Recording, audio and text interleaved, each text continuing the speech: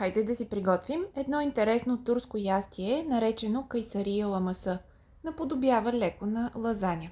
Първо се приготвя тесто от 3,5 чайни чаши брашно, пакетче суха мая, чайна лъжичка сол и чайна лъжичка захар. Добавят се по 3/4 чайни чаши топло мляко и топла вода и 2 супени лъжици олио. Умесва се гладко тесто на ръка или като мен в машина и се оставя да втаса. Когато удвои обема си, тестото се премесва още веднъж и се разделя на 16 равни топчета. Всички топчета се оформят и се подреждат на брашнен съд. Отделят се настрани да втасат още малко. През това време се приготвя соса, като в касерола се загряват 5-6 супени лъжици олио и в него се запържва една глава ситно нарязан лук. Добавят се 500 грама кайма и се готви докато промени цвета си. Добавят се супена лъжица доматено пюре и подправките – сол, черен и червен пипер и кимьон.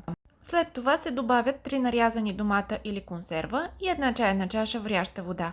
Разбърква се, готви се 10 на минути, докато леко се сгъсти и соса се отделя настрани. От тестото се приготвят лаваши, като всяко топче се разточва на тънка кора, около 22 см и се изпича в сух тиган и от двете страни. Ястието се сглобява, като всеки лаваш се топне от страните в соса, намазва се отгоре с него и се подреждат едно върху друго. Завършва се с сос.